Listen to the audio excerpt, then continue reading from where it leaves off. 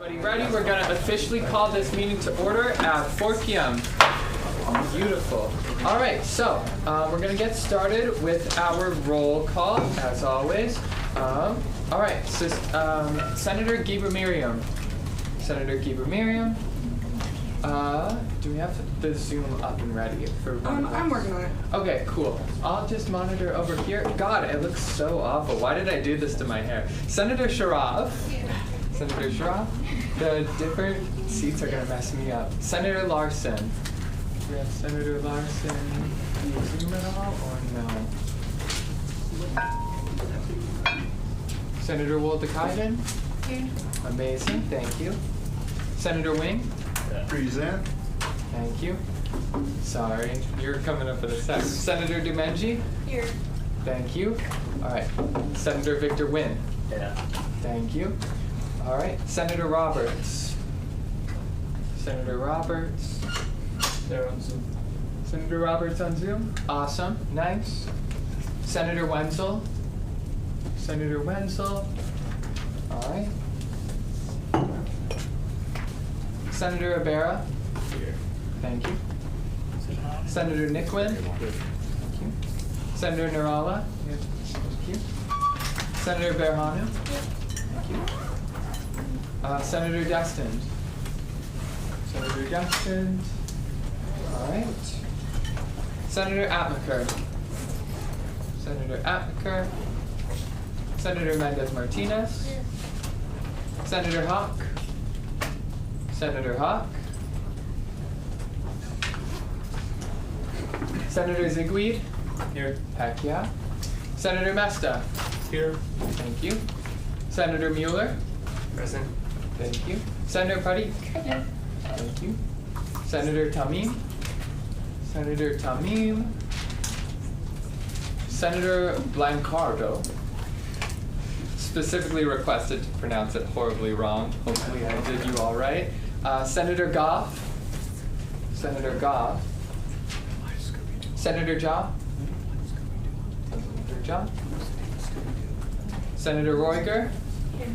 Thank you. Senator Andre. Here. Thank you. Speaker Novak, me, I'm here.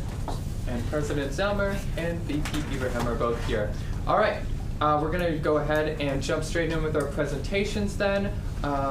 Sorry for the slight change here, but we had an addition that unfortunately was not listed on the agenda, but we are going to hear from Vice President Kent Stanley, if you would like to come up to the podium.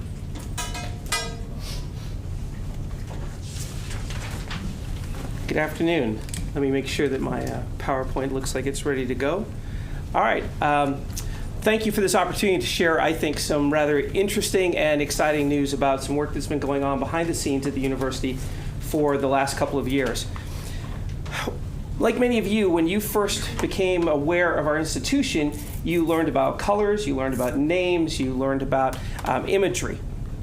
One of the things that I looked at when I was looking at coming here as for the role that I'm in as Vice President for University Advancement, which is now almost 7 years ago, I tried to understand the name of the university because I saw it written in a variety of different formats.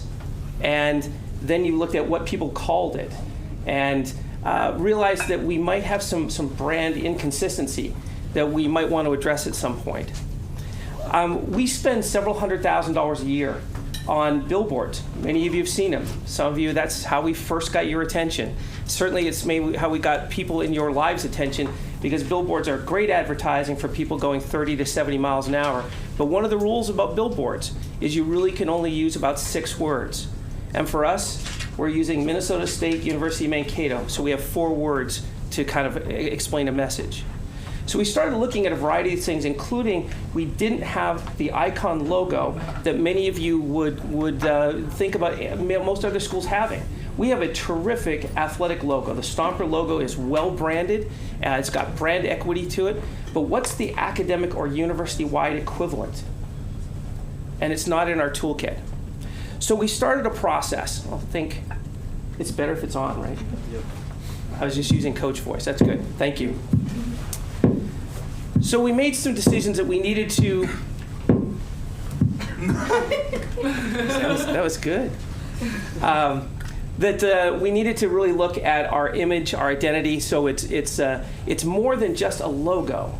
It's really about a visual identity. It's about a verbal identity. It's about how we talk about ourselves.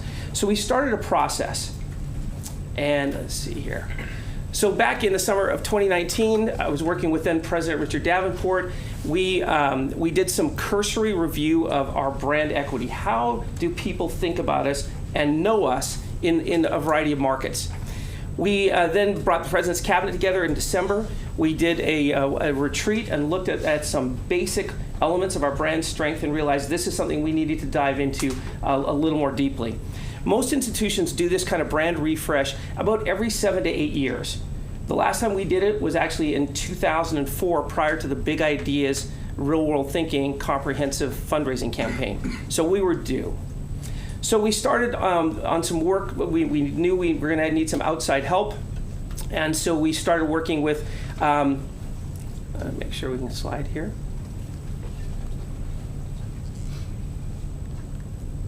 It works better when the slides advance.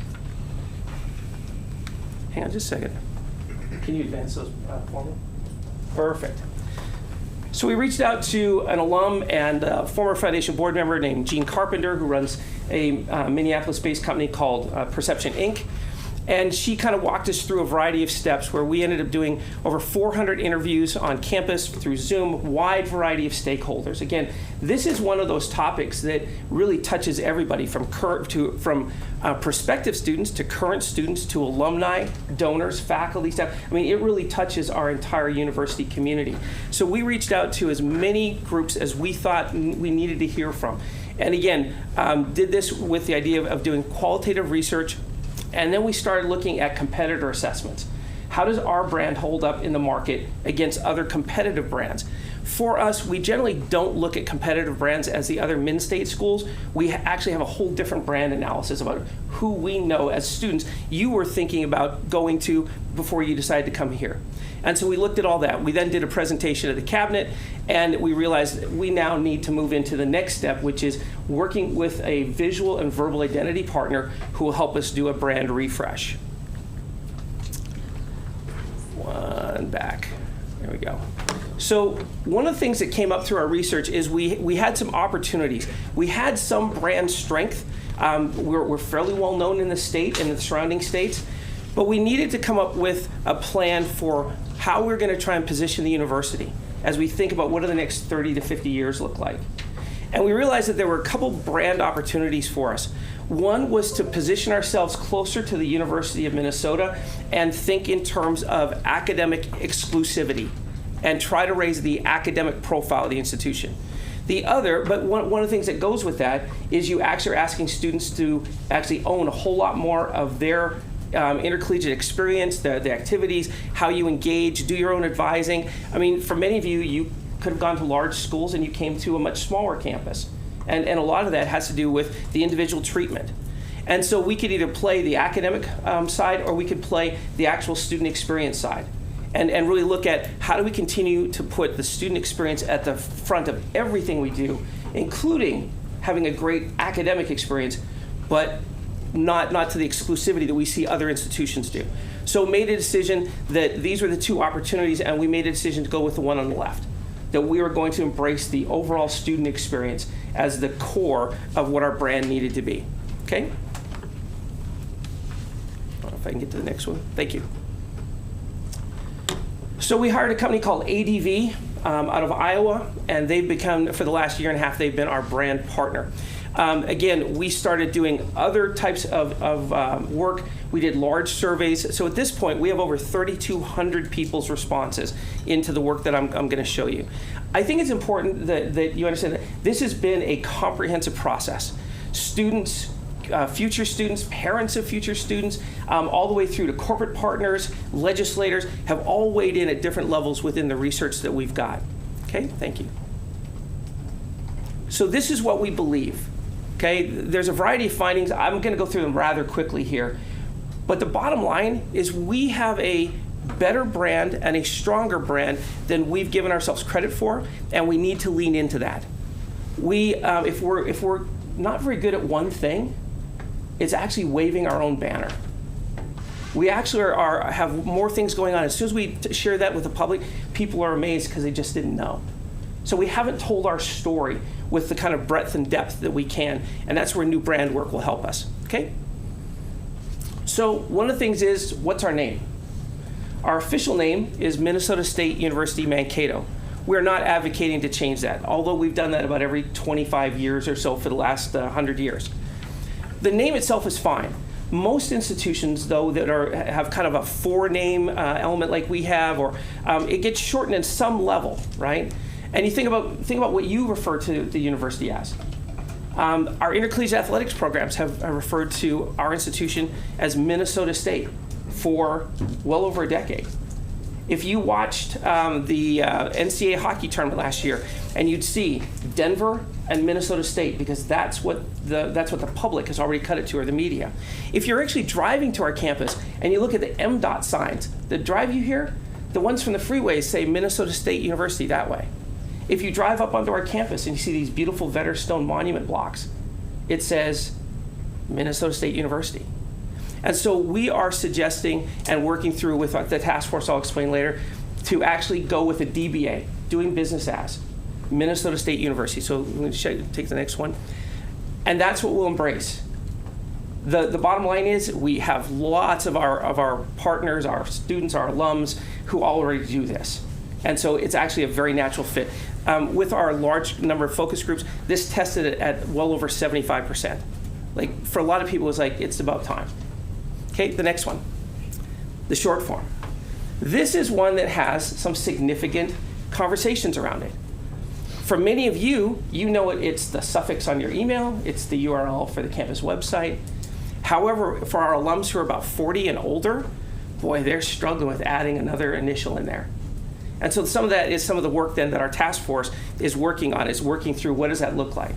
So I'll show you kind of how we'll apply this, but the idea is that we'll embrace MNSU. MSUM is actually owned by Moorhead. It's trademark, wasn't available. But you know what? What we found out, and I think Victor, you and your student friends who are part of our task force pointed out, we're the only one in the country that will be this. If you want to have some fun, Google search MSU and look how far down we are. And then Google search that.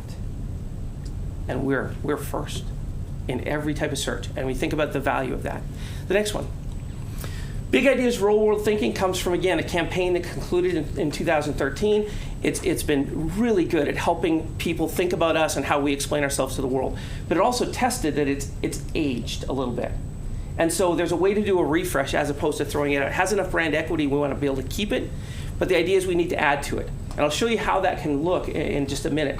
But the idea is our current recommendation is we add inspired action. So it becomes 6 or 7 words total. So billboard worthy, we're not quite sure. But we'll figure out a lot of ways that we believe we can use this. And again, this tested, we had 14 original add-ons to this. This is the one that, as we kept winnowing down, tested highest with our variety of focus groups. Next one, please. So I'm going to skip through, I think, the next 5 really quickly. And this is really for those of you who might be marketing majors or communication majors and really want to get into the what and then the who and the how of our voice.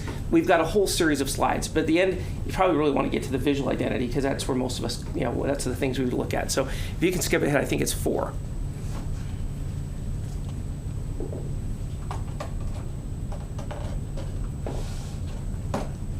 We'll go a couple more, please. We'll just keep going here. Another, please.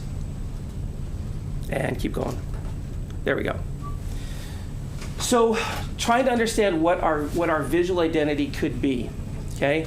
There's a whole variety of ways to do this. We'll show you a couple different options.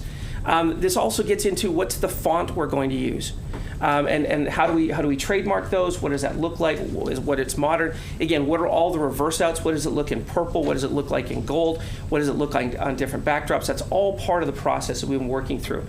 But here is one of the options, and then we've taken an M and embedded the flame in it. The flame is an interesting thing. The flame is ubiquitous in higher education. About 1,500 colleges and universities have a flame, including Winona State has a flame above their W. Moorhead has their flame that they use. Again, it's everywhere. 5,400 United Methodist churches also use this. And so there's these elements of it's really hard to just brand a flame. And so what are the other elements that will make it stand out? So this is then you can see how we might look at using the short version of the MNSU, and again, as a brand standard with the flame. And if you can see, the S actually steps out from the rest of the letters. We're emphasizing we are Minnesota's state university. We are the flagship. And we want to step into that. The research says you've earned that place, and so that's the plan. Go ahead and move to the next one, please. So this is a different type of flame where you can, same kind of flame, just not embedded.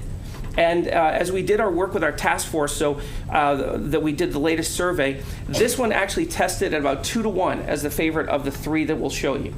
And so it's very clean, it's very easy to use in a whole variety of ways, because we have to think through, how does this look digitally? How does it look like when it's screen printed? How does it look like when it's embroidered? What fabrics can it go on?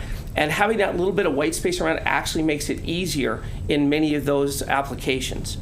So this is, again, another way of thinking about how we would use this. And then let's look at the last one. And so this has a much more collegiate element to it. You'll find lots of places. Mississippi State has an M that looks like this this is called a banner. And so this is another way to do it. What we're looking at right now is, so the banner and the embedded flame both tied in terms of being tied for kind of second place in terms of what our task force was looking at. So we've got some work to do there in terms of if we're going to go with the flame that is separated, do we look at something like this as a unique icon that becomes a secondary logo that we only roll out once in a while? We would use it for specific, unique celebrations or things for the university, but we have to build the brand equity around the M and the flame first. And so this is one of those things that you kind of put back in the closet for about 4 years, and you know it'll have a time down the road. Let's look at some of the applications for these. So you could see, again, it has too many words, but it actually is a pretty good looking billboard. But you can see how we might use the M and the flame, in this case the embedded flame, and then the word mark below it. Let me just make a quick mention. So my first job out of college was with Nike, and I worked in Nike brand marketing. And that was at a time when Nike was a very young company, and the swoosh that you all recognize today was a weird check mark. Nobody knew really what to do with it. But it was in the 11th year of Nike as a company, the very first time they made any product that didn't have the word mark Nike and the swoosh together. So 11 years in, they broke them apart, and then they had two ways to tell their brand. There's an equity building process. It will take us probably 5 years doing it with whatever we do here. And so we'll test it kind of annually. But it'll be a number of years before you would see the M with the flame without the words Minnesota State University on it on any large piece of marketing or advertising. Okay, next one. So again, this is how you could see the short form. Again, that gets used internally a lot, right? And so we've got some ideas on how we would do that. Next one. You start looking at things like letterhead and business cards and all those things that we produce in large quantities. And so this is one of the ways we could apply that. Again, you see you've got the icon logo and the word mark together. Next one. Same kind of things here. Swag. There's a question, MNSU, will people want that on a sweatshirt? Well, over time, okay? But your generation already has adopted this. It's probably not going to be a big seller among our alums who are 45 plus. But one of the things we're doing here is we're building for the future. Because every student who follows you will have the URL, they'll have the email, and already has adopted this as really a short form of talking about things. Okay, one more. So we built a university brand task force that is kind of getting us, we're kind of at the 24th mile of a marathon. And so this group, which is a wide range of people, we'll show you on the next slide, has been brought together to kind of go through a series of steps to finalize what our research has told us, come up with final recommendations for the cabinet, and help us figure out what the launch will look like. Because we'll want to launch this in a variety of sectors in late January, early February, so that vendors who make all of our stuff are able to have it all ready when school starts in August. You have to give them enough time to be able to dwindle their current supplies and then build up. It'll also allow us to start looking around the campus. I mean, one of the things we've branded our campus tremendously well. It's going to take us a number of years to get all the brands to the current standard. We're not going to spend $10 million when we've got so many other needs to just do these pieces. We will replace things as they wear out or as the schedule of the campus would dictate. So last one. So the task force members, Senator Wynn is on this along with 3 other College of Business Marketing students. We have a Foundation Board, Alumni Board. We have 3 faculty who are all from the communications areas. So this is a group that we're gathering together, and it's a rather intensive march to get to where by the final meeting we need to have recommendations that we will give to the President's Cabinet on January 9th. And that's kind of the drop dead day for us. And then we'll move forward with the launch plans. I've just thrown a lot at you in a brief time. So let me take a breath and ask for questions. Thank you. Are there any questions? Yeah, are there any questions? Senator Sharaf. Hello, thank you for your presentation. So my question is just, I want to clarify things. And if it was planned, and if yes, can you explain why? So in the short version of the logotype, I feel like we do focus on the S letter. So is this how this planned? And Yeah, it was it was intentional when you think about you can simply use M and SU as letters in any of our fonts. That'll be available. But this is actually a piece that will be part of. You could put it with the icon logo. You can put it with the word mark.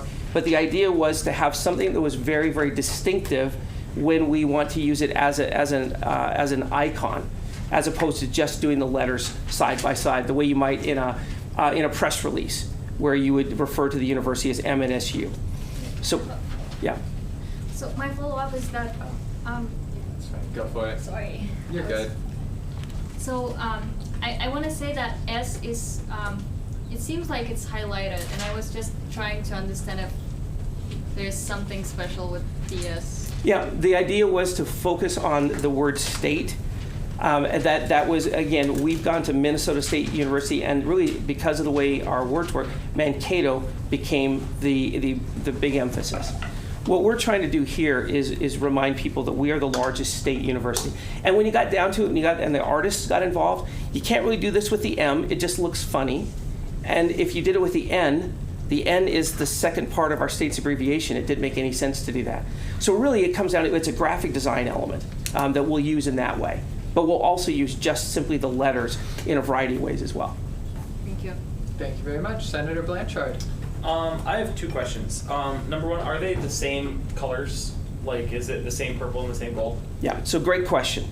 The answer is yes and no. Okay. They just seem light on the screen. So part of it is, and really interesting thing, if you look at our actual university Pantones for purple and gold, the gold one doesn't actually exist in the digital space. And so, you'll see a gold that's supposed to be our gold show up in about 30 different ways. So we're actually changing the Pantone slightly, and then we're changing the purple to match the gold.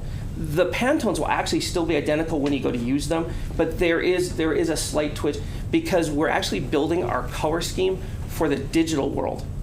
The last time this was done, it was all really analog world. And so yes, we're keeping purple and gold as the colors. Will they look they should look more vibrant and absolutely more useful when you're doing digital work, which is a whole lot of what we do, whether it's social media, website, or anything else. So yeah, it's an updated, but the colors actually still, Pantones remain the same. Senator Blanchard, you can also ask your follow-up. Sorry. Yeah. My second question was just, when it's the purple lettering framed with the gold, is that harder to print and stuff? Or like if it's like a lower quality JPEG? Kind of low res, and yeah. When there's a lot of stuff, it like is lower resolution. At least when I've been trying to do stuff for like residence hall stuff, Yeah. it's lower resolution, and then that doesn't ever print right or it doesn't look great? So one of the things that we don't really have at this point is a full brand book that gives you how you use this, and then everything in high res. So if you're using things, odds are that they're Because you can get them off the university website, but right. they're not high res. They're not high res, No. right? And so some of it gets down to some trademark elements. If you put everything in high res and everybody uses it, and sometimes they don't use it correctly. And so there are some elements where things are parts of lockups, but where we'll have user access to get the high resolution fonts, high resolution images for all the areas that we need to share them with. But one of the things you don't do is actually create all these new pieces and then hand them out to the entire world to use however they want. Think about how many times you've seen a presentation and there's an image and it's completely stretched. Okay? People do that all the time with word marks and logos, and we kind of want to avoid that if we can. Thank you for your question. Thank you very much. Senator Mueller. So have you guys gotten any feedback from the general student body as a whole? I know we're kind of a select group that we've seen it now, but has the general student body seen it? And if so, what is their receptions of the So event? this is a presentation because we're still moving to this is a semi-final draft, I guess. All the elements you've seen were shared with students by the thousands. I think, be careful. About 1,500 students are part of that 3,200 number that we shared in terms of the number of voices that we've gotten. And at different stages of this process. So this is, as we move into this final stage with the task force, this is the first time people are seeing all these pieces. And when it gets down, we've got 5 kind of elements. We think we're pretty close on the long form. The short form's got a little work to do. The tagline, we've got a little work to do. The overall font, we think we're good. And then it's a question of which of those 3, images do we really want? And again, I've just shared with you, it was kind of a 2-to-1, preferring the non-embedded or the separated flame. So the answer is we haven't shared this widely because we're not ready to launch that. We've gotten lots of input to get us here, but at some point you have to get a small number of people to make final decisions, and that's the task force that we're working with. Thank you very much. Senator Domenji. Yeah, thank you for the presentation. My question is actually, speaking of switching from Minnesota State University Mankato to just Minnesota State University, aren't you afraid of people are going to be confused? Like there is already Minnesota State University Moorhead.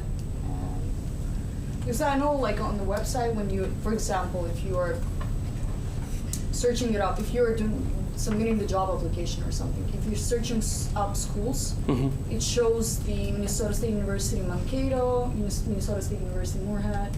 So how will that work? Aren't you scared people are going to be A lot of it comes down to how good we are at search engine optimization. And very candidly, we're pretty good at that.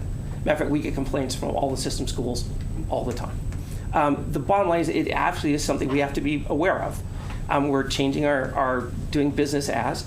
People will still be able to find us as Minnesota State University Mankato, but when we put things out, we're going to push the new DBA name. And in doing so, we think we'll actually rise higher up in many of those searches because we've got the first 3 words.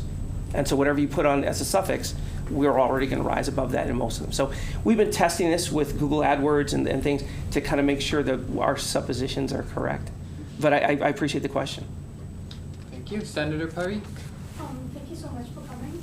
So I know the fact that when we work with logos, we can go low rise, but still there's the minimum that we can go. So if I'm using Pepsi logo, there's the least pixel that I still need to use. And because our font has highlights in behind, if it's gonna get small, isn't it gonna look mushy? Or basically what's the least resolution that we need to use? So that's all going to be part of the brand book, and it'll depend on are you using a font with an outline, or are you just using the basic font? Because those will function very differently the lower res you get. And so the whole point to building a brand book within it is a style guide.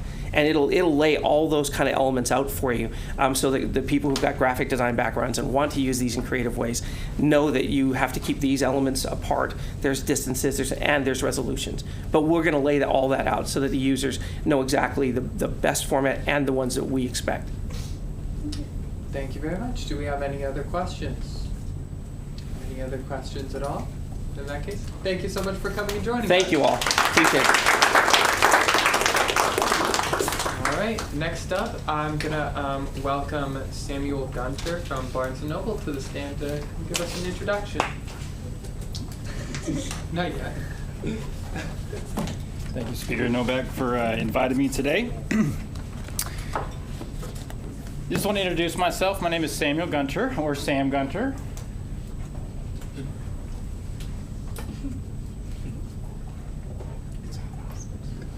Test 1, 2, 3, 4. Can everybody hear me better?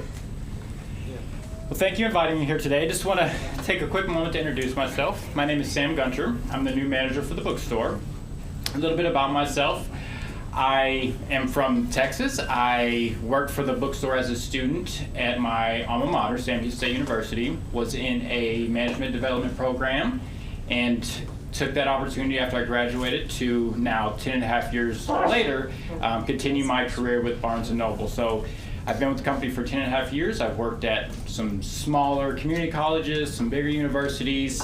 I made my way from the Houston area, where I worked most of my 20s, up to a year in Omaha, and then continued to go farther north until I landed in Minnesota, which I'm still acclimating to the weather. As you can see, today is 70 and I have a sweater on.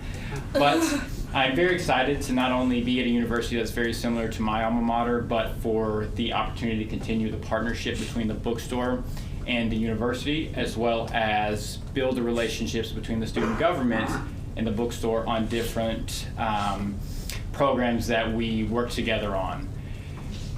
Truly, just wanted to quickly introduce myself. Emma, I heard you're a phenomenal tour guide, and I'd love to hop on and tag along on one of your tours to get a little more insight and just view the campus a little bit better. I like to be able to, when people come in, give directions, and it's always hard being, 4 weeks on campus. I am still learning things. So, Speaker Novak, I'm open for questions if there are any. If not, I'll let you all continue with your meeting. Amazing, thank you very much. Do we have a question for President Zelmer? Are you free Monday at 9? Absolutely. We're Monday at 9, so stop by. Absolutely. Yeah. Senator Nirala. Welcome to Minnesota first before my question. I hope you're finding the weather good so far. It's gonna get brutal. It's been 2 years, so I'm still acclimating, but here soon I'll be wearing long underwear until April, so. Can you talk a little bit about when you started at Barnes & Nobles before I go up with my question? So I started as a student employee when I was a junior, and the company has a management development program that gives you some additional training and opportunities, and I saw that as a way to be employed directly out of college, and it graduated on December 13th and had a full-time job on December 18th, and it's presented me with a lot of different opportunities up until 10 and a half years later, landing where I'm at now. I wanted to know, follow up. Yeah, go for it. I wanted to know about when you started at Minnesota State University with Barnes & Noble. Oh, I'm sorry. It's today is 4.5 weeks. So I started on October 10th. I wanted to introduce to you about a resolution that the student government passed last academic year, where as of January 5th, 2022, the minimum wage across campus is $12. There have been reports from my constituents and constituents from senators across the table about how Barnes & Nobles and other institutions across campus have been among select few who have not raised their minimum student pay on campus. Would you care to elaborate a little bit on that? Before this, I'll jump in and just say, if you're unaware and you don't want to respond to this question, that's completely fair and completely reasonable. I appreciate that. I am still the new kid on the block, so there's time I need to continue to ground myself and continue to learn more. So I don't have an answer for you right now. It's a great question. And what I can do is go back, do some research, and then follow up with whoever would be the necessary contact to report to. Google?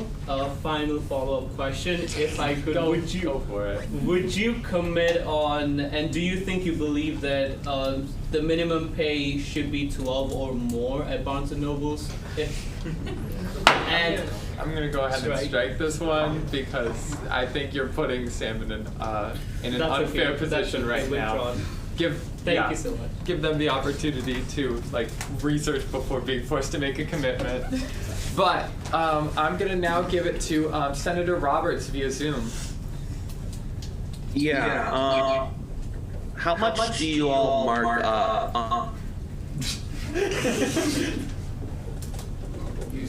We can't hear you.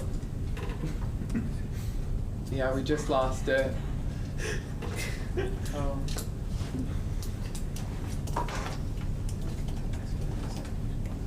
had the audio for a second. What happened?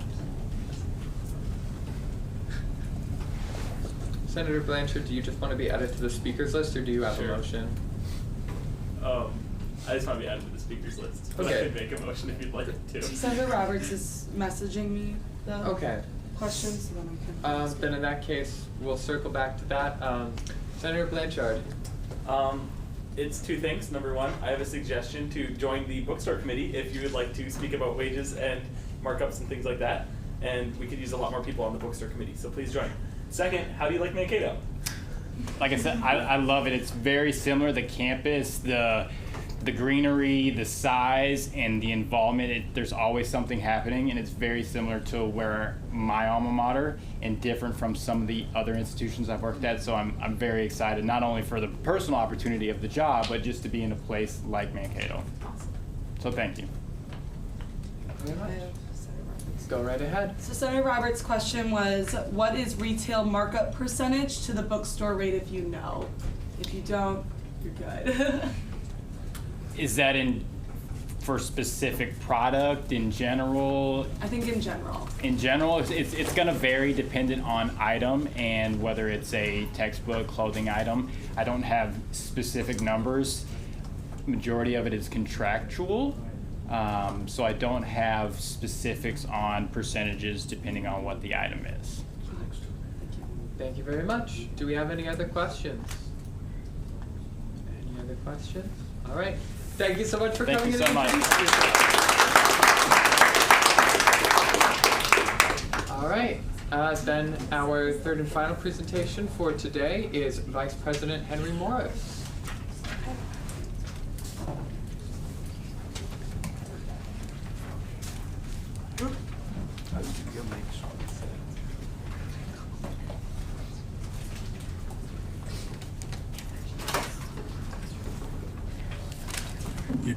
I don't have a mic. Oh, you got one? Okay, okay. Okay, thanks. I understood, and first of all, let me apologize for coming late. Had to take care of some other business, and so it was running a little late. Thank you. But I understand there was a question about accommodations that a senator had for me, and is that still the case? Because I asked the Associate Director of Accessibility Resources to join me, who can give you more detailed answers about accommodations if you have it. I do believe that there are still questions about that. If you would like, we can jump the questions to the beginning of your presentation. I don't even, because she's here, she has to go somewhere, so I want, she can probably give you a better answer than I can, and I want you to get the best answer as possible. Then in that case, I'm going to move questions to the beginning of this presentation, specifically for questions relating to accessibility resources. But do we have any questions? Senator Andrew. Hi.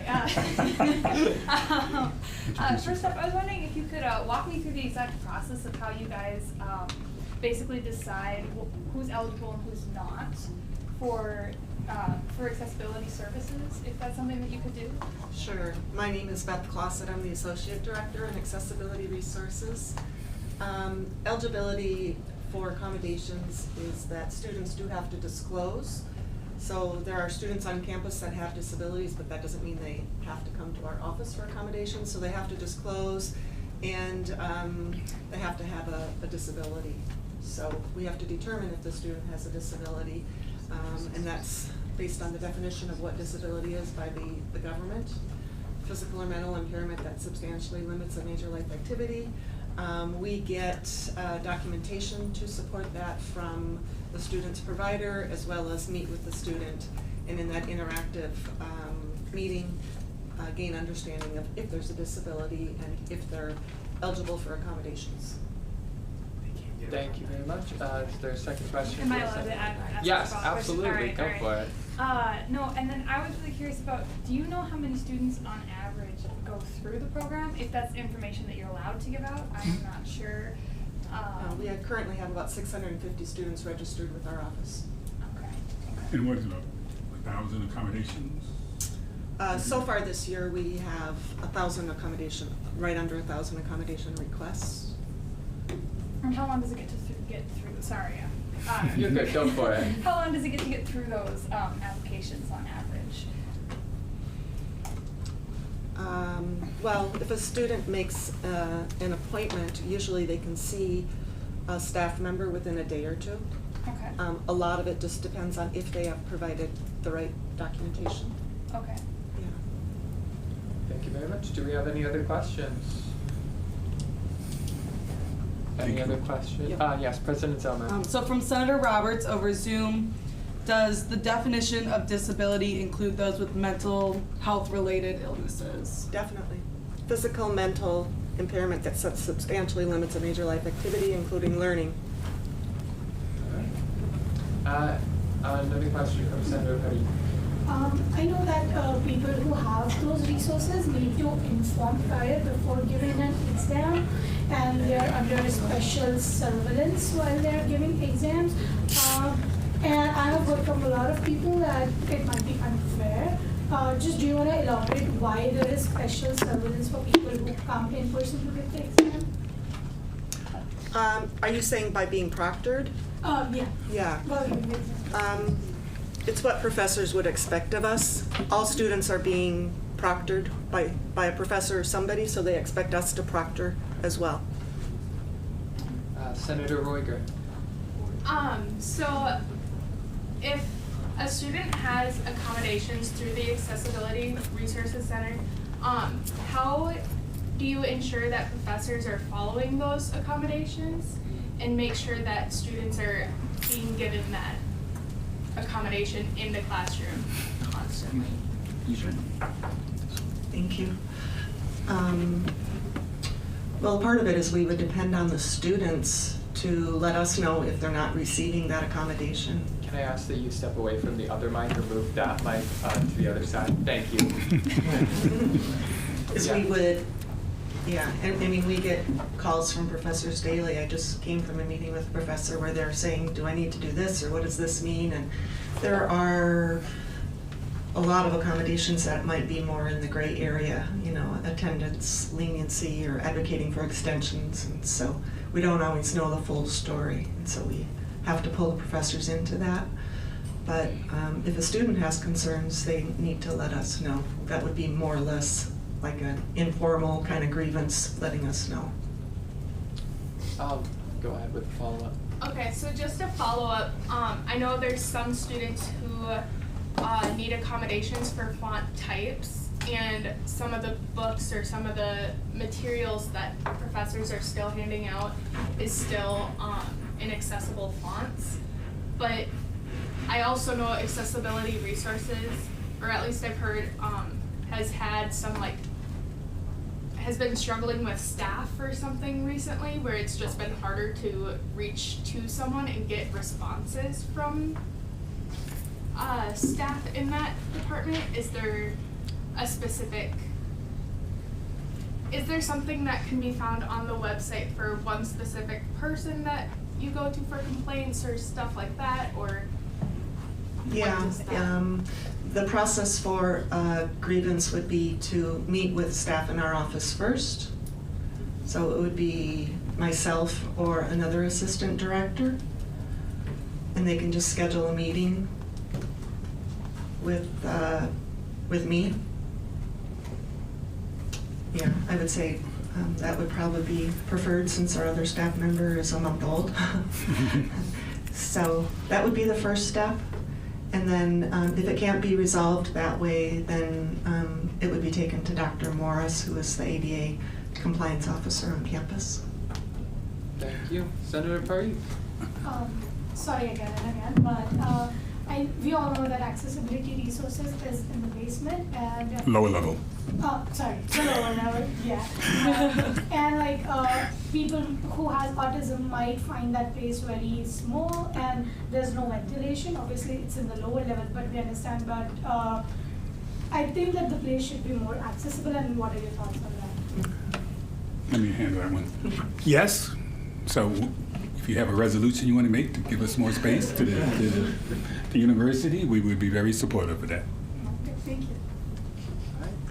We never argue with space. And I agree with that. There are some students who still struggle a little bit with the stigma of disability, and so it's a little bit more reserved for them. So there's argument on both sides for that. But we would love to have a more visible space with windows. Just to give you more detail on that question about staffing, we at one point there was 2 full-time, about 5 years ago. It was 2 full-time staff people. Staff people in accessibility resources. Once we hire the interim director, we will be up to 5. We have been increasing the staffing patterns there to better respond to the growing population with accessibility resources. So I'm just putting it in perspective. We are growing the population, so we are down. Many places are having a hard time keeping staff and finding staff. We normally would have a interpreter on campus, full-time interpreter, but we have not been able to fill it. We've been advertising for it, but no one wants that position, and so we've had to do other ways to get interpretation. Thank you very much. Senator Zickweed. Yeah, so I was wondering, is there any sort of training for faculty members on how to ensure that they are accommodating individuals who do have disabilities? Yes, we have done professional development, and we go to departments. Earlier this week, I was sitting with 3 or 4 faculty members just on a Q&A.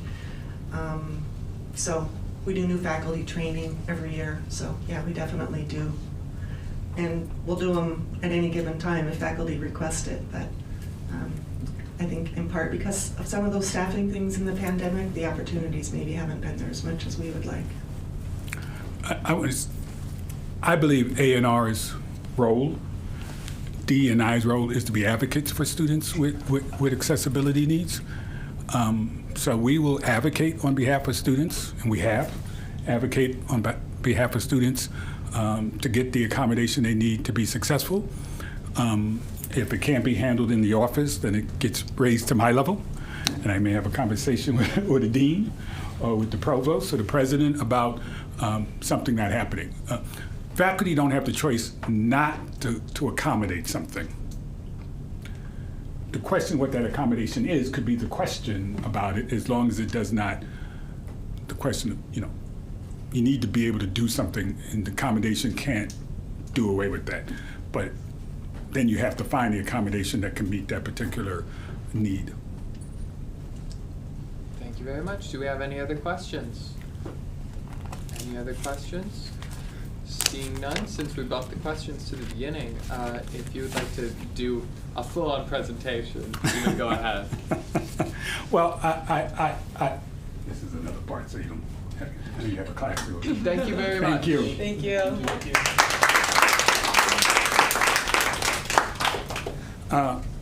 I spoke to leadership here and thought it might be wise to speak to you on some of our bias response protocols that we're going through and changing. I know there have been some concerns and issues raised on that topic, and so I want to share with you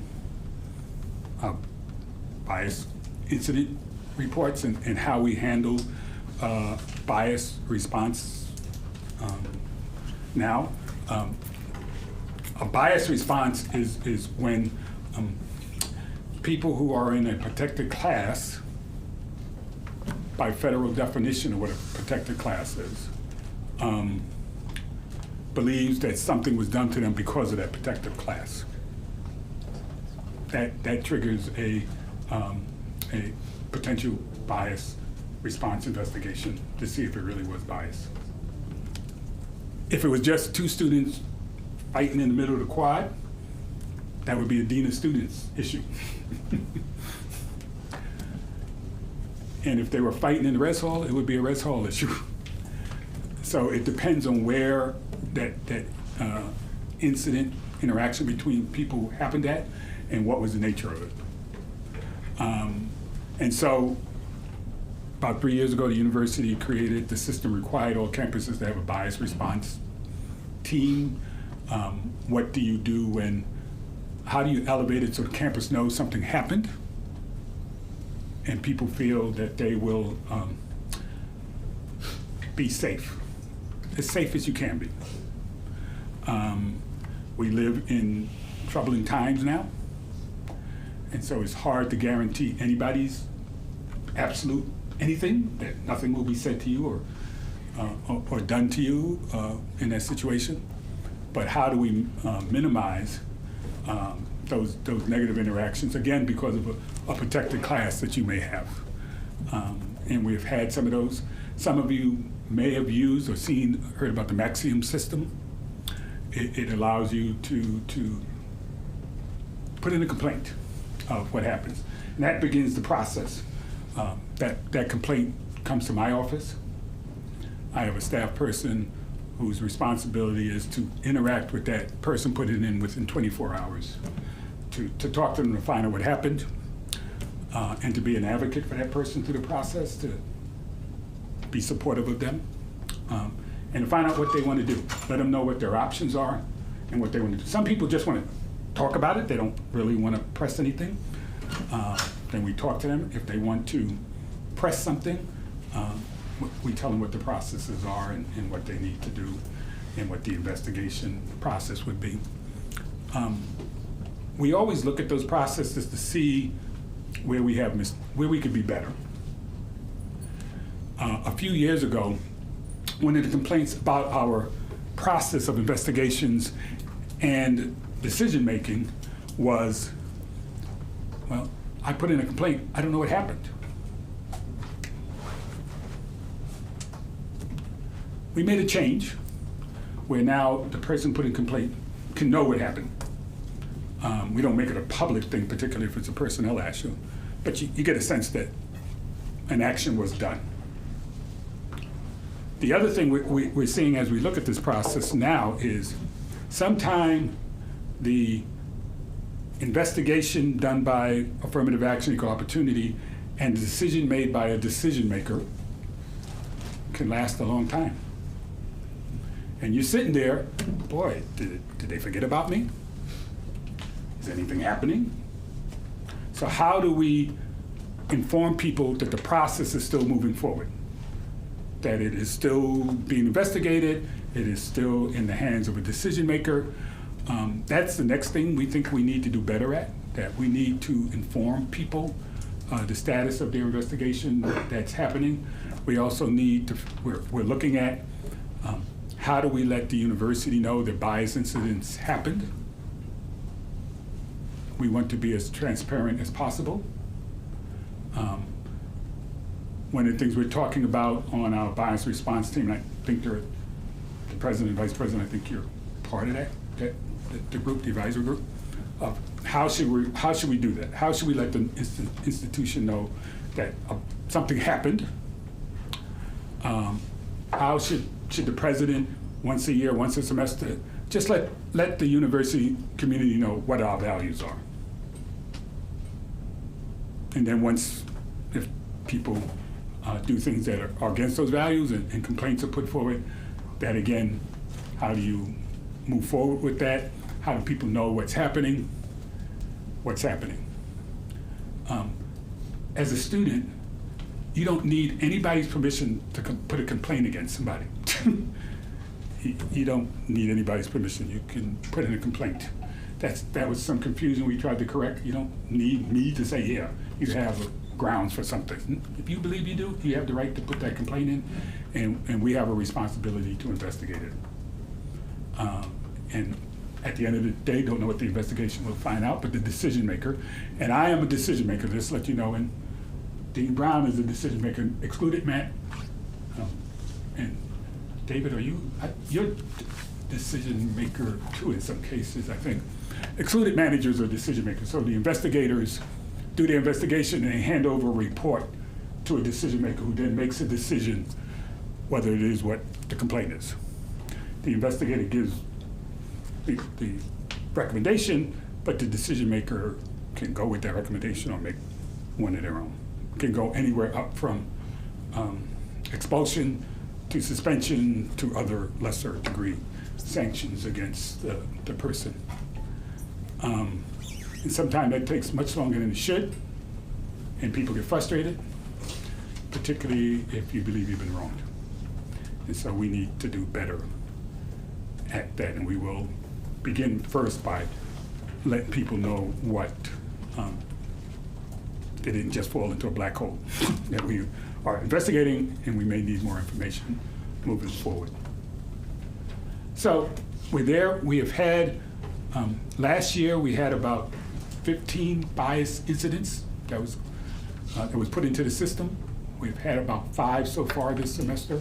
I do believe, because we are not an island on a mountaintop, and we live in a nation and a society and a state that there is lots of challenges, that we will see more.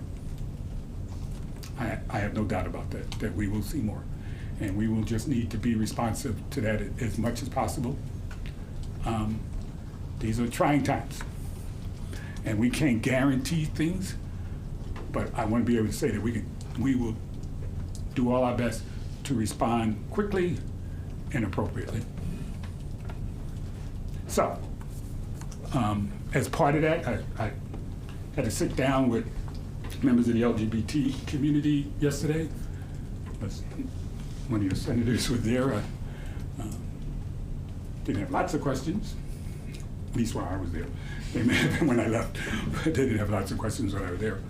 And we will be doing more than that, going around to different places so if people have questions or concerns, that they can see us and answer those questions. So, Speaker, I don't know if people have questions, or I used all those questions up already. No, I'm going to allow for another round of questions because you just laid out a whole bunch of new stuff. So, do we have any other questions? Senator Andre. I do know some people recently have been concerned about, like, let's say you file a report. Is this only for students, like other students, or is this also? You can file a report on me. Yes. Well, like, let's say, like, if you have a report against a professor, would the professor be notified? I do know that is a concern of multiple. At some point, they got to be notified because you're going to do an investigation. Yes. Yes. But at some point, they may know who is doing it. Try not to do that. And part of the process is that they are told that retaliation is even worse than the original offense. And so then you can have potential grounds for something else if somebody retaliates because you do a complaint against them. And then if I'm able to Go for it. how long does it normally take to process these complaints?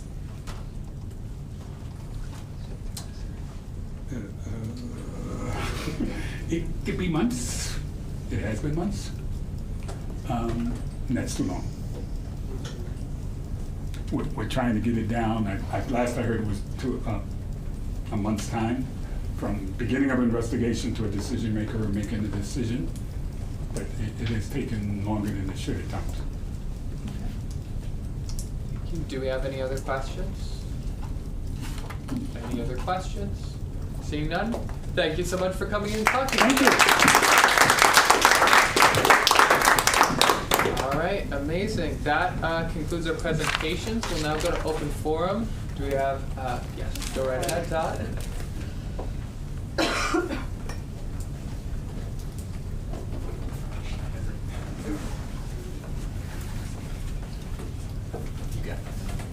I think President Zelmer knows what this is about. a week from now, we have our Student Affairs versus Student Government Kickball Challenge. So once again, I hope you all will participate. I know as I look at the gallery, we need more people from Student Affairs and other areas to step up to play as well. So just a reminder, 5:15 next Wednesday at the Sports Dome. And good luck to you all. Thank you. All right, do we have anyone else for open forum? Actually, wait, I'm sorry, I forgot. I skipped a very important step because of the nature of the announcement. But I'll offer if anyone has any questions. Seeing no questions, thank you very much. All right, anyone else for open forum? Anyone else for open forum? Seeing none, wonderful. We're going to go right ahead with the approval of the consent agenda. Very light approval of the consent agenda for today. We've only got one RSO. But do we have any motions or dissent to the approval of the consent agenda? Motions or dissent? Any motions or dissent? Seeing none, the consent agenda, I assume unanimous consent. Consent agenda passes. Beautiful. All right, now to officer reports with President Zelmer. All right, hi friends. So, Todd left. Must be embarrassed when he loses next week. Okay, so next week I'm working with, well, first we dressed up today. It's hot take whether I am the red hex girl from Scooby-Doo or if I am Storm for the day. So take your choice on which it is. But other than that, so kickball is next week. We have a short meeting. We aren't bringing in presentations or anything like that. So it'll be a quick meeting. Then we'll all get ready.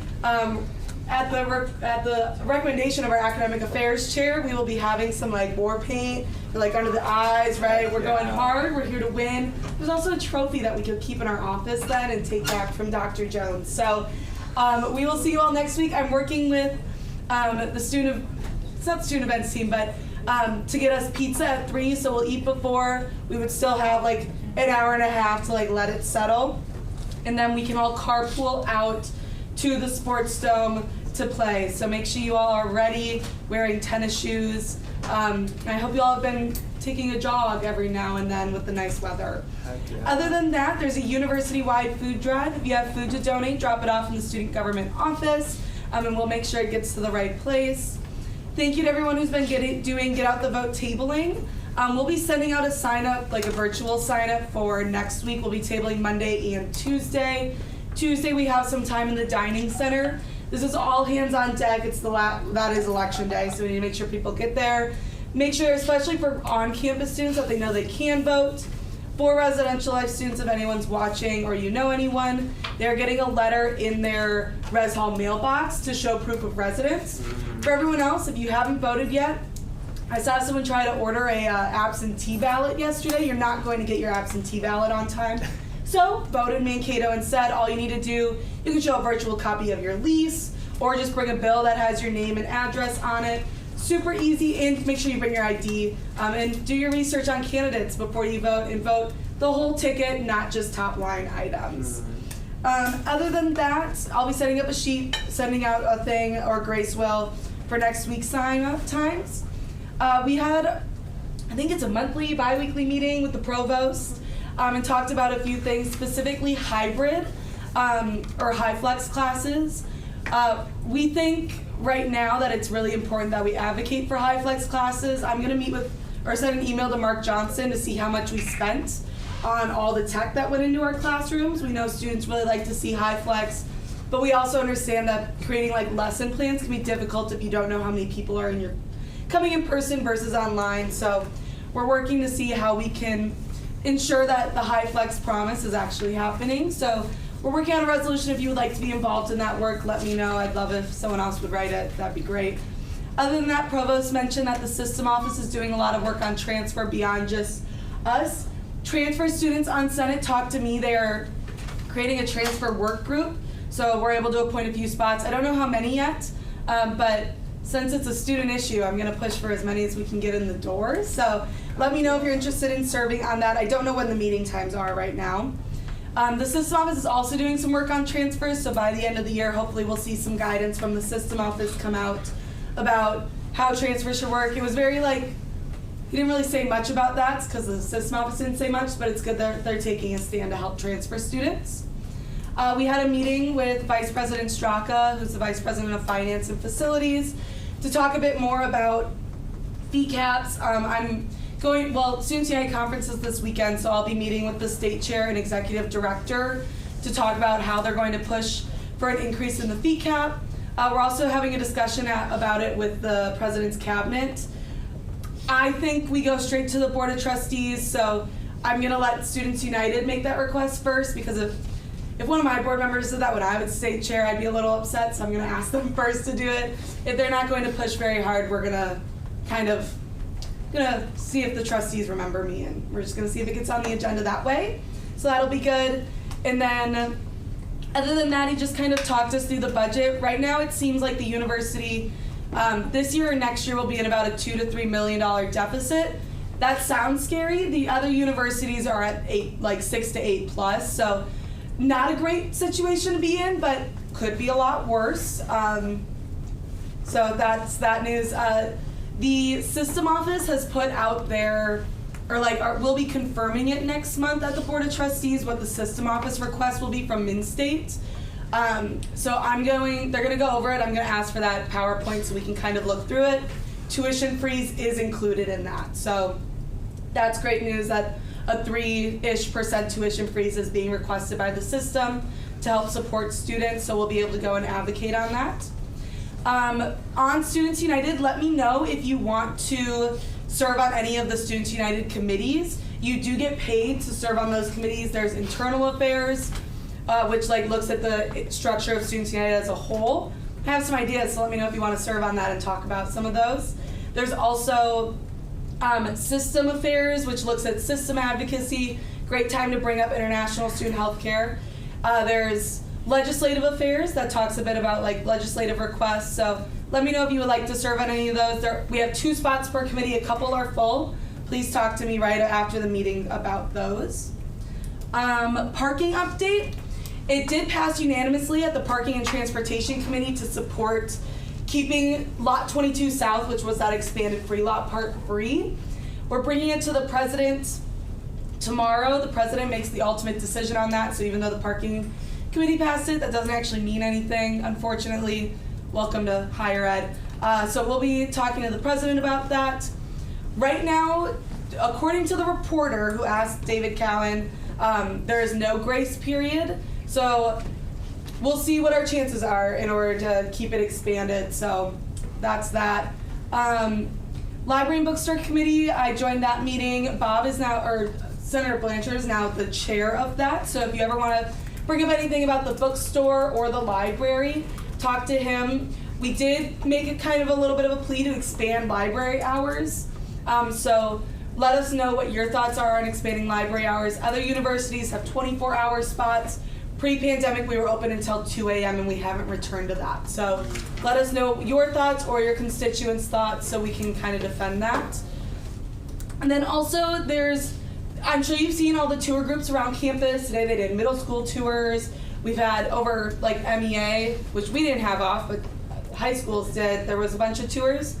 There is an open house this weekend. Let me know if you would like to give a tour. I'll be sending out the link. Super easy to give those tours. You really show them what you want to show them also. So all you have to for sure do is the res hall and the dining center and then one academic building. So if you're interested, all you have to do is wear a Mankato shirt. You can talk about student government or any other groups you're a part of. Let me know if you're free this weekend. That's only if you're not going to the Students United Conference. If you're going to the conference, you cannot give a tour on Saturday. You're going to be at the conference. I'll be sending out an email tonight to those who signed up for that to figure out ride shares, stuff like that. We did get, we tied St. Cloud for the most people coming to the conference, so good for us. If only one more person would have registered, we could have been the top. And then I yield. That's all I have. Thank you very much. I'll now open it up for questions. I know we've got one from Senator Roberts. Yeah. I saw in the document that the April 13th resolution was included in that meeting and was rejected. What's the context of that? Oh yeah, so for context for people who weren't on Senate last year, there was a motion passed. Senator Wing can describe it if I misrepresented it all. And also I think Senator Roberts, you were either the motion or the second as well. So that was really pushing for Lot 4 to be free after 6:30. The reason it failed was because of the money it brings in after 6:30. They pulled the numbers, so we got data pulled against us that showed that they make over $10,000 post 6:30 on that lot. We still pushed for it, but it did not pass because people were worried about the finances of it. So we can bring it up again. We can pass another motion, see what happens. So that's why it didn't pass. Unfortunately, also that meeting got very spicy. I had to proclaim that I wasn't stupid at one point in the meeting, and I understand how budgets work. So it was also after all of that chaos, so it was all kind of out of whack. So we can bring it up to parking once again. Thank you very much. Do we have any other questions for President Zelmer? Any other questions? All right. Thank you. Then in that case, Vice President Ibrahim. Awesome. Hello, guys. So this week was the Writing Center Advisory Board meeting, and we discussed how to make students' experience better in the center and how to expand our resource on campus because there's a lot of departments that has their own tutoring, and students need to know more about that.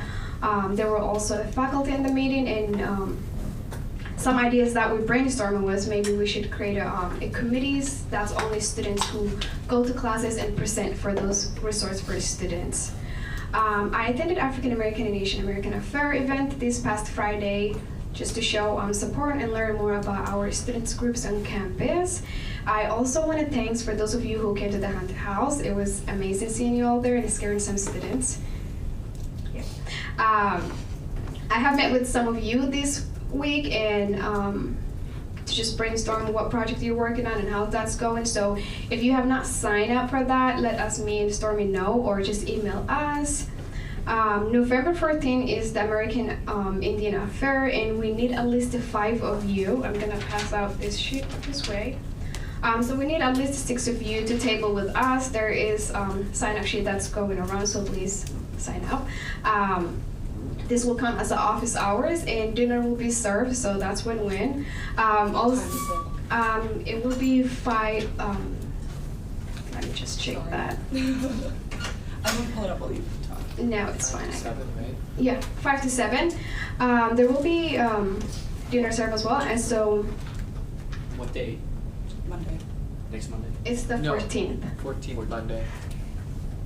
Also, if you have not been attending a lot of events in the past, I would encourage you to sign this up. So that's all I have for you.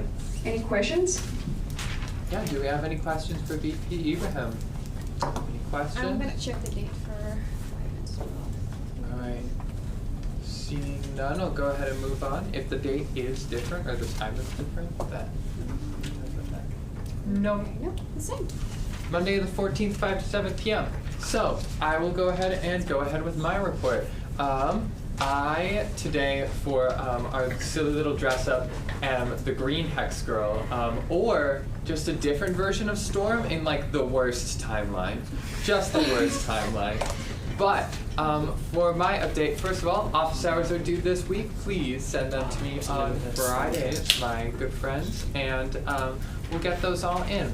Otherwise, me and Edie have of course been doing the meetings with several different senators. So far, they've been going really, really well. But if you did not have a sign up from last week, I know we mentioned for the people on Zoom that we were going to send out an email, but it ended up just being easier to make more sense by just having a clustered email of all the people that were on Zoom last week, as well as the people who we need to reschedule with. So what we're gonna do is we're just gonna send something out at the end of the week after we've got through the first wave, and then tack it on for next week as well. Because also, immediately after we got back to our offices, we were like, whoa, we've got 5-6 meetings back to back, and we were like, let's space this out a bit. So for those who we don't get in this week, we're going to email you at the end of the week and get you in for next week, and it'll be great.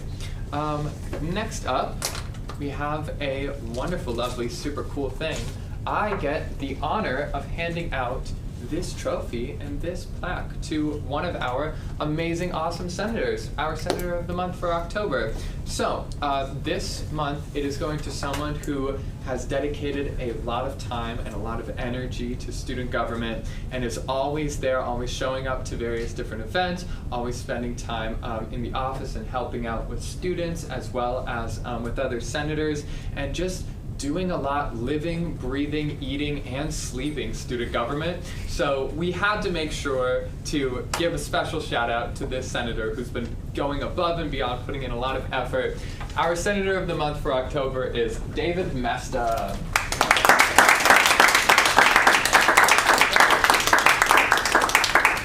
And we'll find someone else to take a picture of you after the end because it may be a little hard to just do a selfie. But do we have any questions for me? Any questions at all?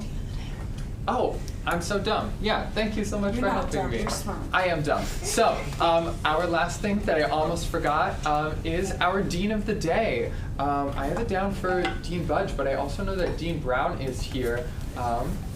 Amazing. In that case, will you please come take a stand and give a nice introduction? Sure. Hello, everyone. I don't know if the bookstore gentleman is around, but I still have my coat on because it might snow any minute here. But yeah. My name is, I'm Dean Chris Brown. No, not the entertainer Chris Brown, but Dean Chris Brown. I'm the founding dean of the College of Humanities and Social Sciences. For the last 2.5 years, actually, I was the dean of the College of Arts and Humanities. And so, I always enjoy coming to this meeting. It's just, after all the difficult meetings, I always enjoy coming to this meeting because it gives me a chance to relax and listen to you all. As someone who used to be in student government about 30 or 25 years ago, I'm dating myself, it's always important that students are representing other students and advocating on their behalf. So I appreciate being here and, welcome. Thank you for welcoming me today as the Dean of the Day, replacing Dean Budge, who had a prior engagement. Thank you, everybody. Thank you very much. 1 second before you go, I'm going to open it up if anybody's got any questions for you. Oh, yes. Any questions? Yes. Questions for Dean? Oh, yes, President Summer. Could you just give the Senate a brief little update on the merger? How's that going? What's the work been? I know we've kind of heard in Cabinet, but I'd love for the Senate as a whole to kind of hear what the process has been. Sure. Yes, of course, as being the founding dean of the College of Humanities and Social Sciences, sometimes I always almost say arts out of habit. But so right now we are in the process of gathering data and gathering information from the faculty, and especially getting their insights on the process and particular combinations that of departments that they would seek. And so we spent a couple of weeks now gathering a ton of information and also looking at potential efficiencies, especially as we talk about, as you mentioned, the $2 million cut. But now we're in the process of the next stage is we're going to open it up now. So we've kind of set some parameters, and now we're going to open it up to faculty. I'm also going to talk to my student advisory board to get their insights on the merger, and we're going to have some open conversations on the direction that we're going to take with merging or combining departments. We have a provost. Based on the provost's memo, we have a deadline of November 30 to come up with our own proposal to describe how we're going to generate efficiencies, what departments could potentially combine or stand alone, and also to address some data issues. And so it's been a very interesting 2 months in terms of figuring out the process and operations of this new college. But I'm confident that we will move forward. These are difficult conversations, but I'm confident that we will move forward in an appropriate manner. Thank you. Is there any other questions? Yeah, thank you very much. Do we have any other questions? Any other questions? In that case, thank you so much for coming in.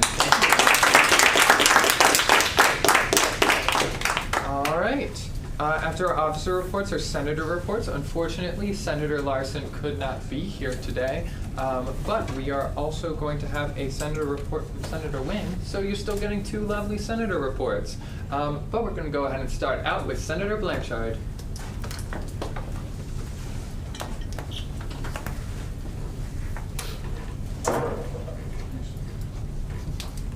All right, thank you. So I am Senator Bob Blanchard. I am a residential life senator, and this is my first year on Senate. So what I've been doing in my position is I've been attending RHA meetings every week or bi-weekly, depending on what my availability is, and meeting with, because that's kind of a direct group of my constituents that I get to work with by going there.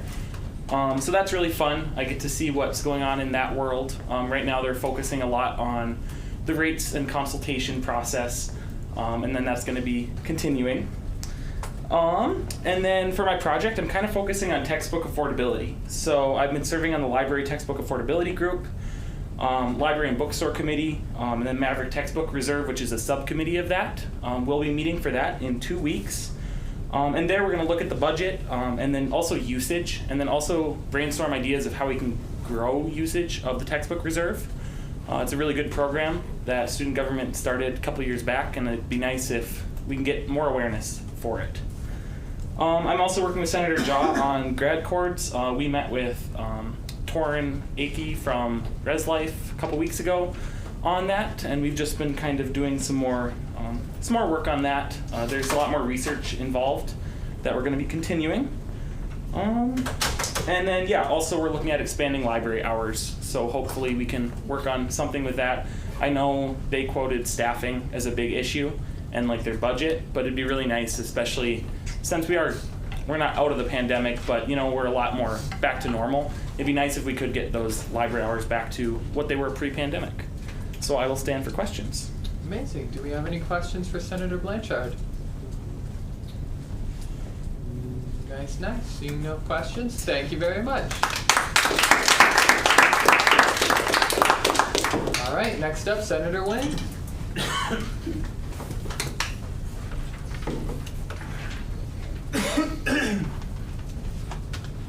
Alrighty, good evening, everybody. So I know this is kind of last minute. I just wanted to get my report in here before we have too many towards the end of the semester. But this semester I've been focusing on one part of my constituency that's been kind of ignored the last couple of years, and that's our fine arts students. So I'm a senator for the College of Humanities and Social Sciences, and last year we saw a very intense budget season, and we saw a lot of requests get denied, and one of those namely was our music programs. And for those that don't know, our university has a really proud music tradition, especially in our choral arts. Our old choral arts director, Dr. David Dickow, was an incredible composer and known throughout the state of Minnesota. And so this year I'm looking at bringing back some of that Maverick pride in our choral arts department. We're looking at doing some performances here on campus, as we haven't done an on-campus performance since pre-COVID. We're also looking at student advocacy when it comes to funding this year, which kind of gets me into one of my main projects, which is that green transportation fee, which, if taken off of the SAF budget, would allow us an additional $194,000 worth of funding. So that is one thing that I'm looking into. President Selmer and I have been reaching out to different members of student governments throughout the MNSCU system, and are looking forward to hopefully getting some more information on that. But just also to kind of get into the fine arts side of things, could I see a show of hands of who's been to an actual fine arts performance, whether that be theater or music? All right, and keep your hands raised if you've been to a music performance, whether that be a jazz combo, choral arts. All right, so only a handful, and that's something that I'm looking at changing this year. So we're looking at potentially trying to receive more funding and possible grant proposals as to better attire for university choirs, as well as continuing on expanding our Maverick pride within those groups. So I stand for questions. Thank you very much. Do we have any questions? Any questions? Seeing none, thank you so much. All right, that concludes our senator reports. So next up, we're going to vacancies. How this is going to work is I'm going to read off the vacancy and ask if anyone is here running for that position. If you are here running for one of those positions, once I call out that position, please stand so that we can then bring you up to the podium, and I'll walk you through the rest of it from there. But do we have anyone for the vacancy for College of Allied Health and Nursing? Anyone for Allied Health and Nursing? Did not think, but do we have anyone for College of Education? College of Education? Yes, yes, we have both candidates. Amazing. So today we're going to have a contested election. I'm going to have both of you step over to the podium right now. And what we're going to do is we're going to allow for both of you the opportunity for a 2-minute introduction, followed by a period of questions. During the period of questions, we're going to alternate between who gets to start first, and then we get to close out with your guys' 2-minute closing statement before the group discusses and then votes on behalf of their constituency. And during that period of discussion and voting, you can choose to stay in the room or leave, depending on which you would prefer. But I'll let you guys decide amongst yourselves who you want to start with an introduction. Whoever doesn't start an introduction gets to answer the first question first. All right, looks like, and then in your introduction, please state your name and pronouns for us. Okay. But you can start whenever you want. Oh, also, I'm going to put up this when you've got 1 minute left. Okay, sounds good. Go ahead. Okay, my name is Trinity Bryant. I go by she, her. I'm a third year in Family Consumer Science Education. I am in Teachers of Tomorrow, which is a future colored teacher program that kind of talks about biases in our education field. I am the secretary of the National Education Association here on campus. And then I am the Diversity, Equity, and Inclusion Coordinator here for Student Government. And lastly, and most importantly, I'm a single mom to my 3-year-old son. I wanted to run for this position mostly because I've already been working with the dean, the advisors, and the, I forgot her name, Vice President Akeley Lynn. I've been working with them basically because it's been a lot of last minute, like upcoming requirements for education that a lot of people don't know about. So this is my 3rd year in education, and I just found out we have levels. And so since I'm just now learning that, I have to take an extra year. And I just kind of want to help lower people's problems with graduating in 4 years, basically. So yeah, that will be basically it. Amazing. Thank you very much. Then in that case, we'll now allow for Evan to make an opening statement. Wait, what do I just like introduce myself and everything now? Or? Introduce yourself and then whatever else you would like to talk about. You've got 2 minutes, so. Okay. Well, my name is Evan Emke. I go by he, him. I'm a social studies education major. I'm kind of here, if I'm going to be honest, because I was told that I should, probably try to fill this vacancy. However, if I'm going to be honest here, after hearing her resume, that is just absolutely phenomenal, and I'm not even going to try to contest that if I'm being honest with you guys. I feel that she would much better would convey the student population far better than I possibly could, especially being a first year. Like, I have no experience here. So I don't know if that means that I should just be like, oh, I'm just gonna leave now or something, but I feel like she's probably far better suited for this. So I'll just end it there then. All right. If you would wish, you can recuse yourself and step aside if you wish to do that. Yes. I will say there's always opportunities and ways to get involved outside of being a senator, and it's very noble to be like, hey, this person's awesome. Yeah. The best I got is debate in high school, guys. Yeah. There's also differences of experience doesn't necessarily mean that someone will not be as good of a senator, but if you would like to recuse yourself, that is entirely fair and valid. Yes, I would like to recuse myself in that case. All right. Well, thank you very much for coming in.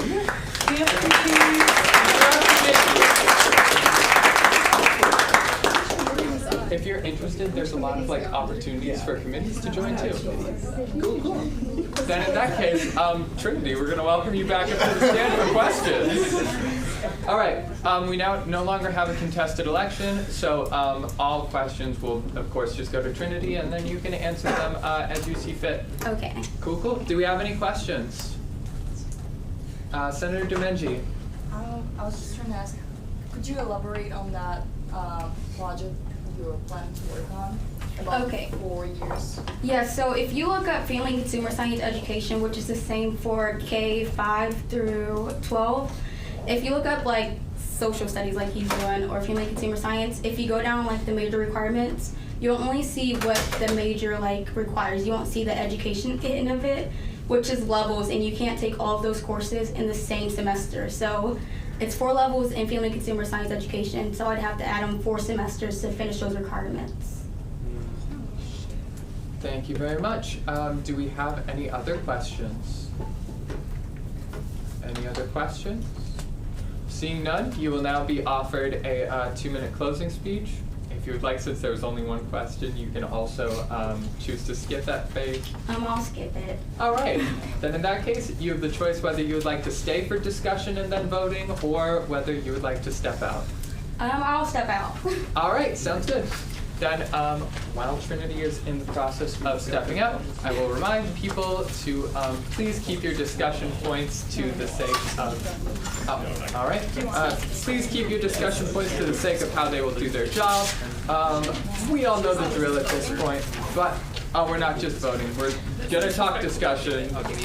Please refrain from like already voting in case someone has something to change your mind. But Senator Roberts.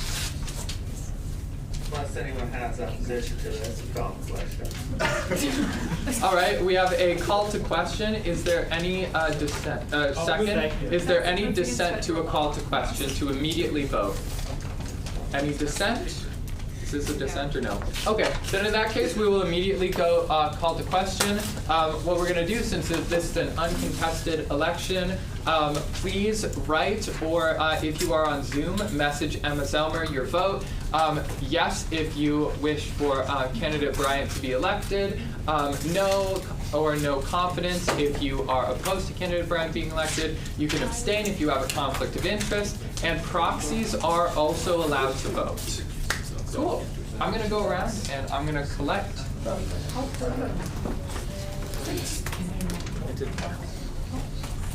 I tried to make it very You're gonna throw it at the storm. For your vote? Yeah.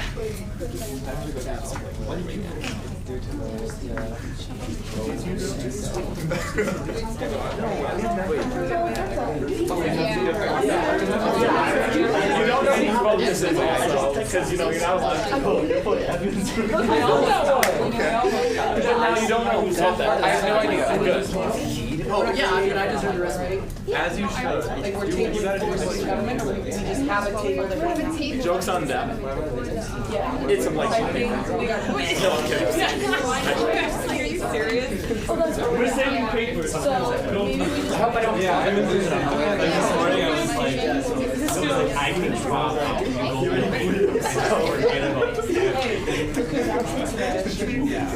Like I work I was like, No, she has no idea. I work at a newer kind of classier restaurant.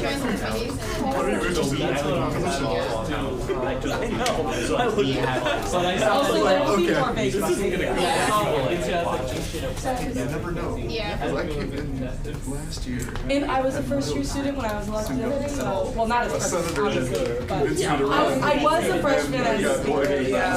That was really, unless Storm resigns, that won't have to happen, but. What type Did you of go to debate Residence Hall Association? So I just did. Mondays at 4. Sierra, were you mad that I talked about RHA? You got a few more across. Okay. I actually. I've only been to Senator.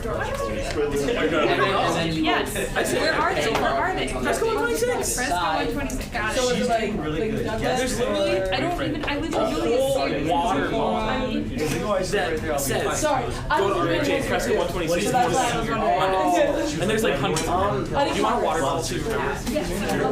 Sierra, I can get her a waterfall. So that she knows how to get to me. I only did my first. Ooh. There's kitchens, there's water bottles, there's laundry bags. I don't know if there's any of those left. At one point, there was laundry bags. there's a background conversation. There's backpacks. Just to get people to know where things are. You don't know. I've never talked to them. Wait, actually, that's fun. You're like, oh yeah, if you don't take a bite, if you don't take a bite, you do like this by the door. No, you should run if you have a big. All right. This is her eating. Nobody else. She was here. Let's see if we can fix it.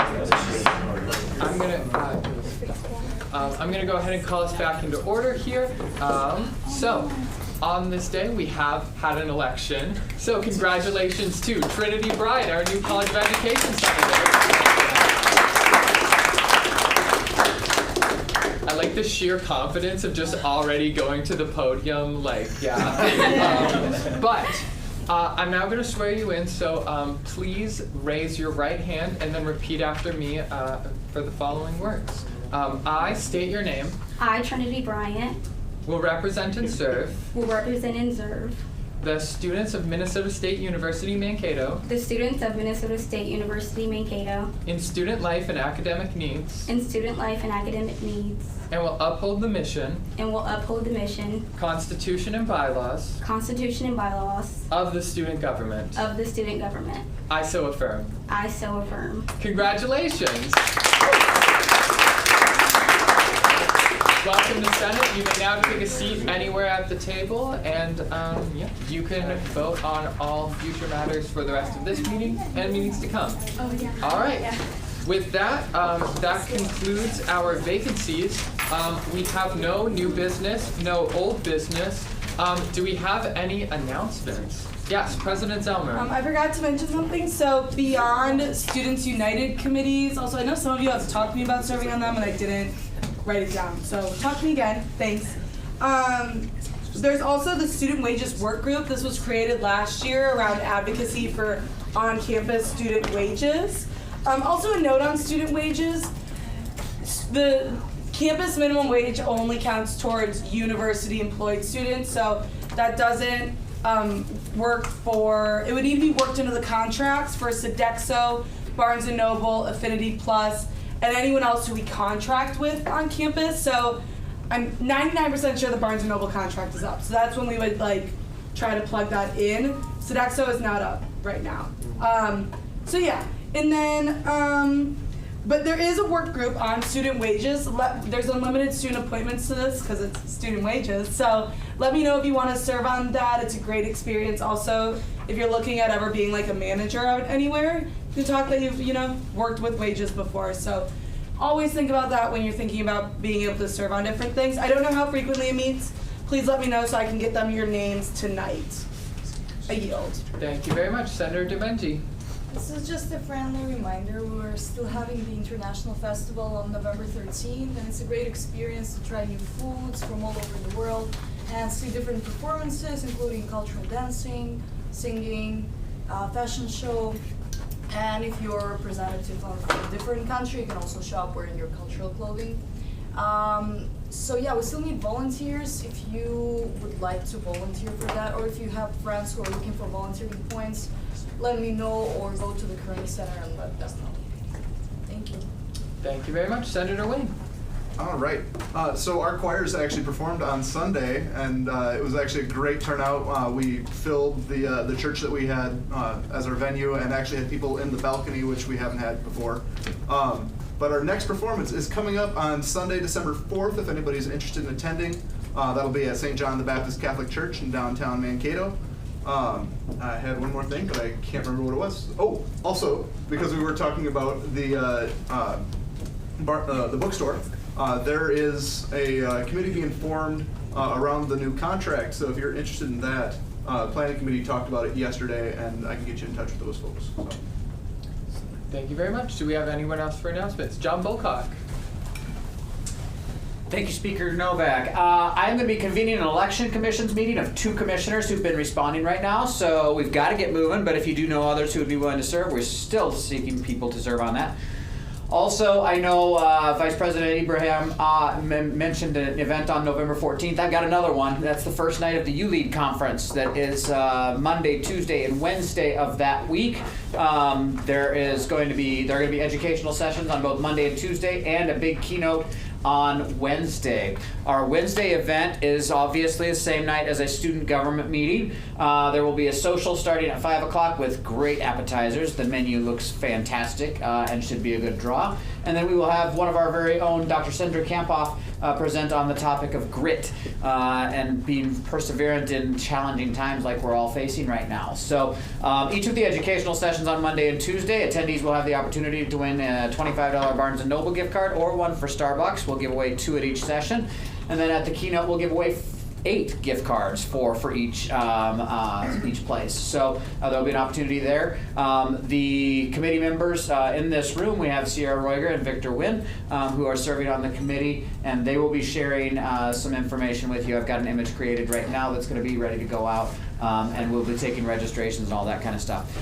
For those interested in the Wednesday night event, we have strategically timed it. We know that is also the night of the always popular drag show. The drag show starts at 7. We'll be finishing just in time for people to go to the drag show right after. So if there are any concerns about that. But please plan to attend this. This has been a 10-year tradition now here on campus, and there's a lot of work going into it, and there are some great sessions being offered. Thank you very much. Do we have anyone else? Yeah, Senator Wing again. I'm a big dummy and I forgot the bigger one that I had.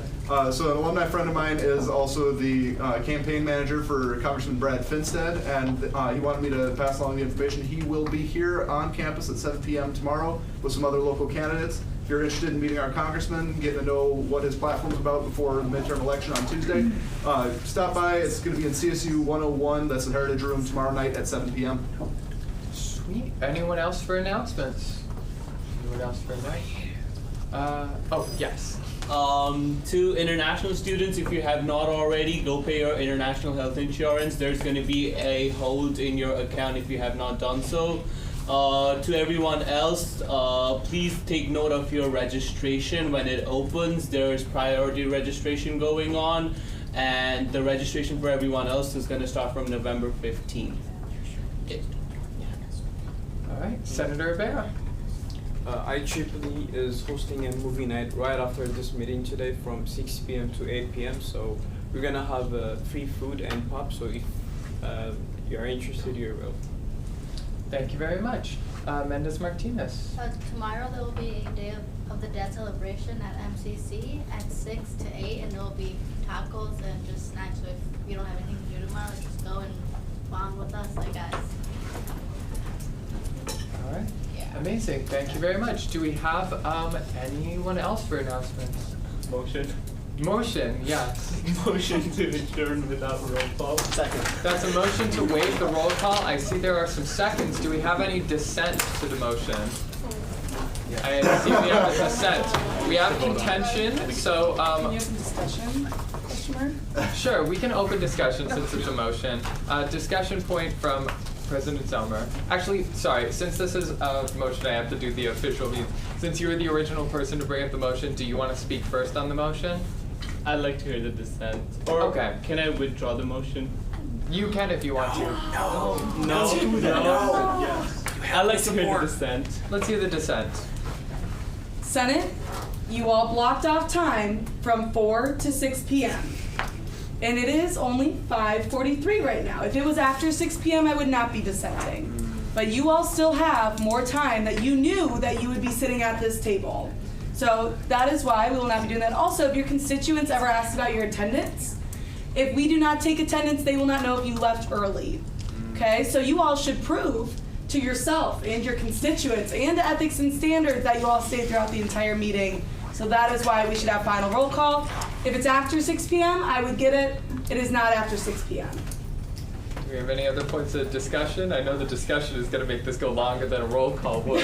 Yeah, what's up, Wing? Just kind of seconding what Emma said. Also, like, I lost my train of thought. So never mind. Yield to redundancy? Yeah, yield to redundancy. Sweet. All right. Any other points of discussion, or can we vote on this? Okay, go. Also makes your job harder because Speaker Novak is supposed to be the one reporting on stuff like this. So, like, make it easier for them. You know, just saying. All right. Any other points of discussion, or are we ready to vote on this? I have no opinion. I have no opinion. All right. Okay, we're going to vote on this by raise of placards. If you are in favor of suspending roll call, raise your placards. If you're opposed, I'll ask that next. In favor of suspending roll call? 1. Anyone on Zoom? 2. No one's on Zoom. All right, then in that case, placards down. And who's in favor of doing roll call, not suspending roll call? Looks like those in favor are in the majority, but placards down. I'll ask if there's any abstentions, just for the sake of it. Any abstentions? Cool, cool. Then in that case, we're going to run through this really quick. Senator Geber-Miriam. Senator Geber-Miriam. Senator Sharaf. Senator Sharaf had to step up early. I was told that. Senator Larson. Senator Larson did not appear to have come. Senator Woltekainen. Amazing. All right, Senator David Wing. Present. Amazing. Senator Demenji. All right, Senator Victor Wynn. Right here. Nice, nice. All right, hey, College of Education, Trinity Bryant. Look at that. All right, Senator Roberts, or by proxy. Nope, nope. All right, Senator Wenzel, or by proxy for Senator Wenzel. Nope, nope. All right, Senator Rivera. Here. Cool, cool. All right, Senator Nick Wynn. Here. Senator Narala. Here. Senator Berhanu. Senator Destined, or by proxy. All right, amazing. Senator Atmaker. Senator Atmaker. Senator Mendez Martinez. All right, Senator Hawk. Senator Hawk, or by proxy. Nope. All right, Senator Zigweed. Present. Senator Mesta. Present. Congratulations. Senator Mueller. Present. Senator Parikh. Senator Tamim. Senator Tamim. Senator Blanchard. Sorry, we got you at the second roll call. Senator Goff. No, Senator Goff. Senator Ja. Senator Ja. Senator Royker. Yep. Amazing. Senator Andre. Here. Thank you. Me, I'm here. President Zelmer. Here. And Vice President Ibrahim. Look how easy All right, that was. now we're officially adjourning the meeting at 5:46. Sorry, it's like pulling teeth getting the second roll call. It also takes about the same amount of time as going through the actual, like... No.